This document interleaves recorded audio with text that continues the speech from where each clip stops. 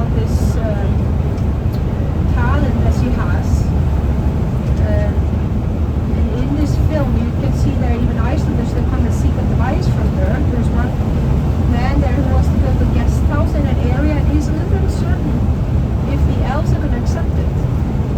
And because he is scared of the wrath of the elves, and he's in that frequency. And so she goes with him, and she kind of connects with his face and communicates, and she says, you know, the elves have accepted you, and you can go on and build. And they're grateful that you reached out to me.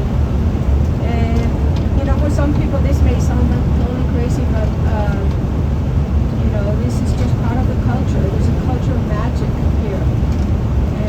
And what do we know? The things that we didn't know in ancient time. Imagine just Leonardo da Vinci that was imagining flight. There's some illustration he did because he imagined like, hey, maybe one day we can fly. And can you just imagine the people around him? Oh, he's such an artist. He's crazy. And now we're flying in space, and we don't even realize the miracle it is. And you know how it was considered impossible a few years ago. So what do we know? Maybe we're going to be able to prove the existence of these creatures. This woman, Raka, the seer, she says they are beyond time and space. It's very interesting. And she says there are fifth dimensional creatures out there. What? Because I had actually heard in a theoretical physicist called Richard Tuttle. So an interview with him where he was talking about that there are various dimensions, and we are kind of fixated on the third dimensional, and he was talking about parallel universe, wormhole. I love this stuff. But he's doing that through math. It's just total science. And he was even explaining the fourth dimension. So I'm like, let's give it some time, and maybe, you know, we're going to see people realizing that if these are creatures beyond time and space, there's something more magical going on. And the seer and the unseen, there was an amazing film crew behind it. They are a team from LA and New York City. They've actually been nominated twice to the Oscars. Enough of this film though. One is called Fire of Love. It's about these French volcanologists that are chasing volcanic events. And then there is the other film called Navalny. And they actually did win an Oscar for that one. It's about this Russian lawyer who's been fighting Putin for a long time. Unfortunately, it goes so well for him in that battle.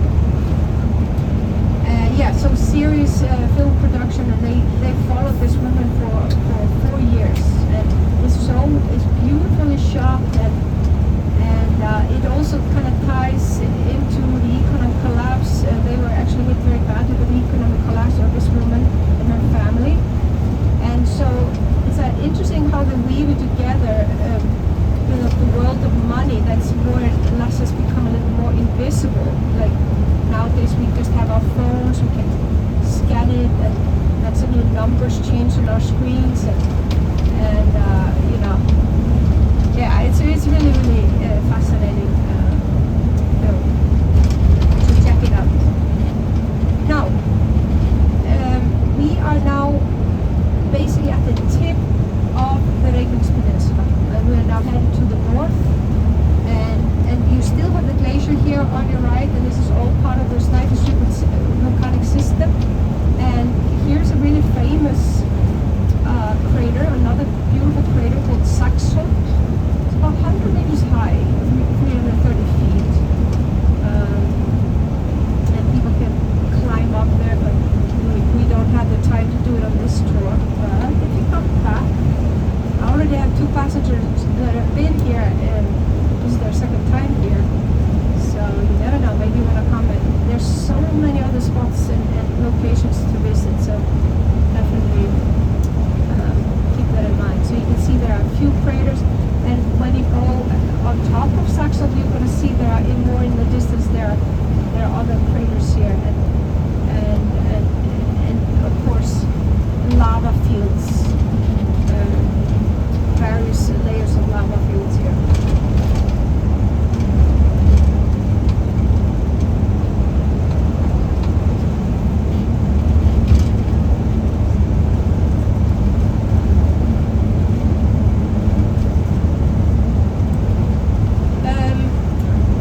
I was thinking to talk a little bit about modern Iceland. Maybe you already learned some of these things if you've done previous tours. But I was talking earlier today about the only civil war that we fought here, called the era of Sturlunga, where we basically lost our independence and freedom, and we're under kings and queens for 680 years, and then we are in 1944, in the Second World War, we finally gained our independence from Denmark. We had, prior to that, become a sovereign nation in 1980. We've been fighting for sovereignty for a long time. But just to kind of bring us quickly to the modern times, and I'll probably later I'm going to talk a little bit about how we came or how we became independent. But first, I thought it'd be interesting for you to know that today we are a democratic country and we have been independent for 82 years.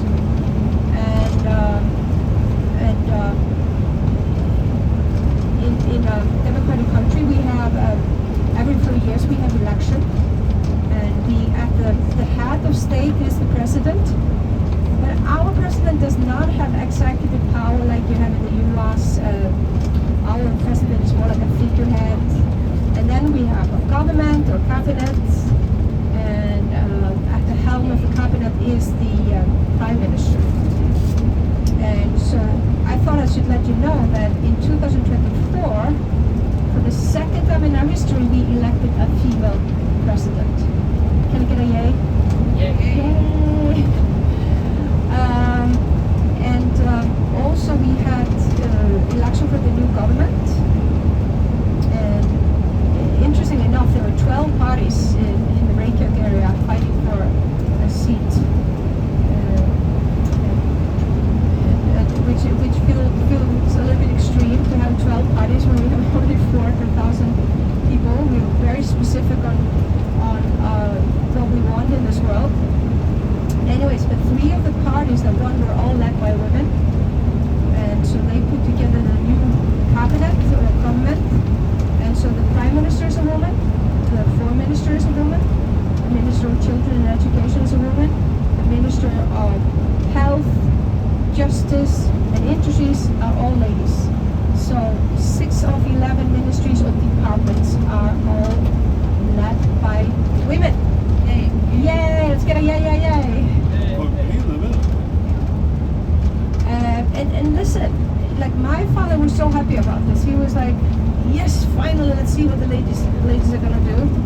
And even my colleagues here, they're like, I didn't even pay attention to it until somebody said, hey, these are mostly women.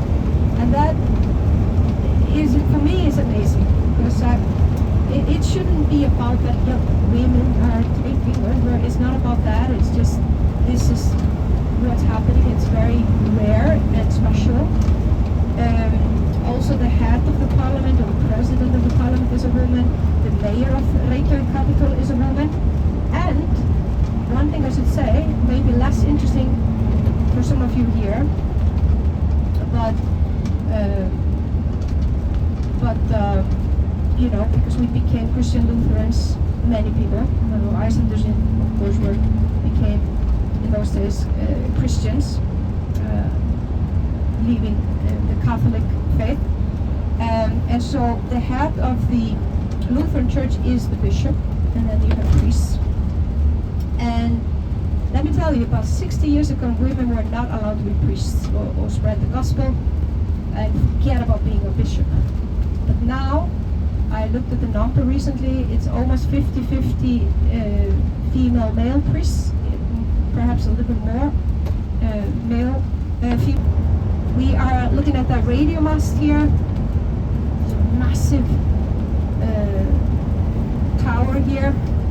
It's about 400 meters tall. It was for channel 1 and channel 2. We are no longer using this for broadcasting, but they are still keeping it here. And I'm like, wow, this thing must be so strong, because I think one of the worst weathers I've experienced here is right in this area. Extremely powerful winds are blowing through this area here.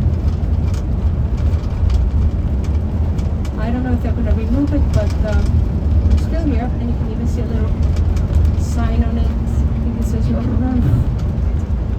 RUV. It stands for the state radio.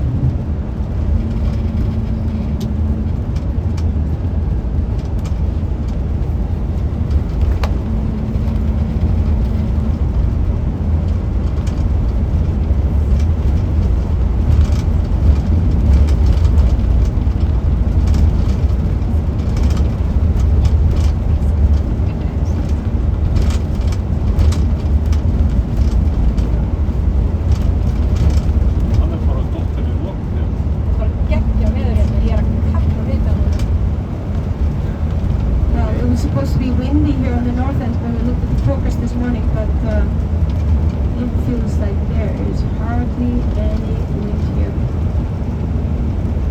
And we are now approaching the village of Hellissandur. There's going to be big festivities here at the solar eclipse, so I can see they're already starting to prepare. We're going to stop at the visitor center here. Very interesting visitor center. There's a lot of educational information here and data on various things regarding this park here. And there's even a viewpoint if you want to walk up there and just take in this magnificent landscape. Now we can see there's a much better situation here in terms of the ice cap of Snæfellsbær. There are 4 bathrooms outside when you approach the visitor center.